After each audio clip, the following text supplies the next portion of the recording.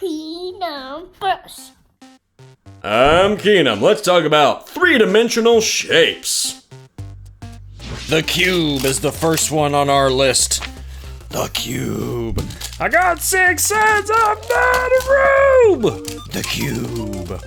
The cube is made up of 6 squares.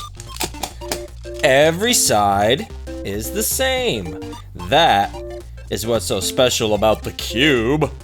6 equal sides, and each side is a square. That's a cube. When you put them all together, bada bing, bada boom, the cube. I'm the cube. I got 6 sides, I'm not a rube. The cube. What about a rectangular box? Now, we have a very fancy name for this that we'll talk about later, and that is the prism. But you can also have a box, which is what we most commonly say here in the Western world, that is not a cube, but yet it is 3-dimensional. This would be a rectangular box. And don't worry about that word prism. We will talk about the prism last. Here's a rectangular box. It looks like a cube. It looks like 2 cubes, but you can have a really long rectangular box as well. Boop. There you go. That's the benefit of magnets in this illustration. We can just make our own rectangular box. And in some sense, this is kind of like a 3x1 box. Ooh. Rectangular box! Yeah! Spheres and cubes and spheres and cubes and spheres and cubes and spheres. Like the prism and the cylinder too. The pyramids are awesome and I wanna visit one.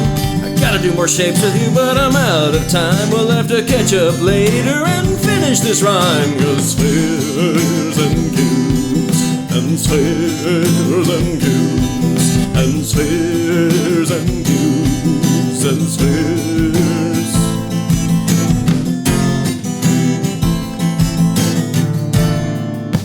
Mobius strip.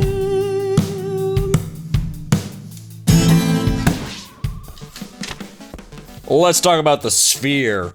This will remind you of a circle, and there is a lot about a sphere that is related to a circle, but that's advanced, and that's a conversation for when Key Numbers is servicing not just K through 12 education, but even college mathematics. Let's table that. The sphere is better known as a ball. I probably should have wrote that with the Sharpie. On the spot correction, aka ball. Also known as a ball. That's a sphere. The sphere. Also known as a ball. It's a 3-dimensional shape. It's not flat. That's what we mean by 3D. See, 3D, that means 3 dimensions. It's no longer just length and width, but now we're talking about height. 3 dimensions, length, width, and how tall it is, height. That's what 3D means. It means it's not flat. Like a pancake. Woo, the pyramid. If you want to build your own pyramid, you're going to need to pause. Step 1. Step 2. What did we say? 4 triangles, 1 square. Step 2 is you're going to make the square the base of the pyramid. And then you take your 4 triangles and you slap them together like that. Bada boom, bada bing, Bob's your uncle. This is a pyramid. You'll recognize these from the history books. In Egypt, there are still some pyramids standing today. That is awesome. The pyramid. This pyramid has 4 triangles and a square base. And what's so special about these triangles? This is an equilateral triangle. Equilateral, that just means all three sides are equal. This side is the same as this side, which is the same as this side. Equilateral triangle. Cylinders, prisms. We could even talk about the cube. 3D shapes are so fun, and we'll do more shapes on this channel because you know what? God has filled our world with so many different, colorful, and interesting shapes. We should learn about them. Hey, Mom, Dad, if you like this content, if you think it's educational, and maybe even a little fun, go ahead and buy us a coffee. There's a link down below. It takes less than 5 seconds. Thanks so much. Hey, class, don't forget, God loves you. Now, the cylinder is basically just a circle that is tall. Here's an excellent example, real world application. This is a circle that has height or depth to it. And that's why we call it a cylinder. So this is a very common object that you can find in your house or in an office setting. We can even make our own cylinder. All you need is a piece of paper. Grab your piece of paper. If you want to make a cylinder, take a rectangle, or any piece of paper will do, because most of our paper is in the shape of a rectangle. And you want to grab the length of the rectangle, that's the long side, not the short side, and make the two edges come together. And then boom, we've got ourselves a cylinder. It's a circle that has this extra dimension, the third dimension of length. And then you can just take a piece of tape. Hey, speaking of that cylindrical shape, the roll of tape.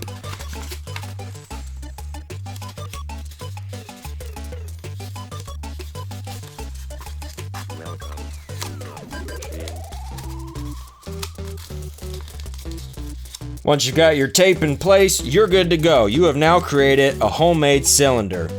And it's not very complicated. What's another shape that you can find around the house that is cylindrical, i.e., that means it is in the shape of a cylinder?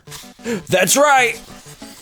Green beans! Don't forget about our friend, the can of green beans. Most any fruit or vegetable can will be in the shape of a cylinder. Green beans! The greatest of all canned vegetables. Green beans.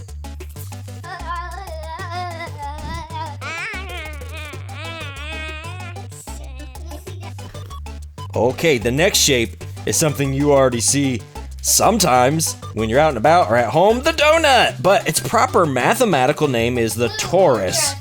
Some people will know the Taurus as a car. Well, yes, it is the name of a car, but more specifically, it is the official name of the donut shape. And I just did this with a hodgepodge of Play-Doh. What's so special about the Taurus? The Taurus can be made by taking two ends of a cylinder and coming together. So all you gotta do with your Play-Doh is roll it out, roll it, roll it, roll it, roll it out. And then once you've got a good shape, this is cylindrical, you just take the ends together and doot, you've got a Taurus, or the donut. Taurus.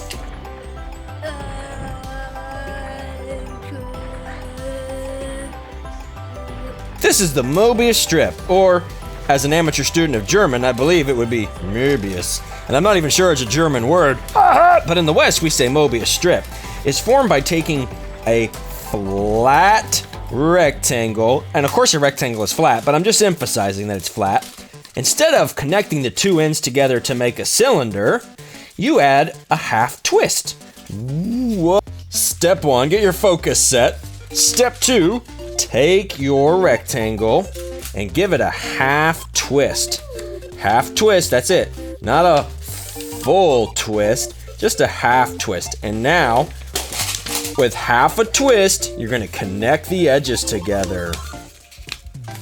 And that is our Mobius strip. Step 3, get some tape to hold it together.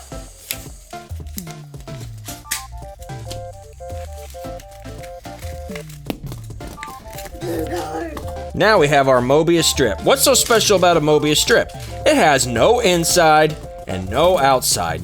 If you take your finger or a car and you run it along what you think is the inside, well, what do you know? You end up on the outside of the Mobius strip. This is a really cool shape.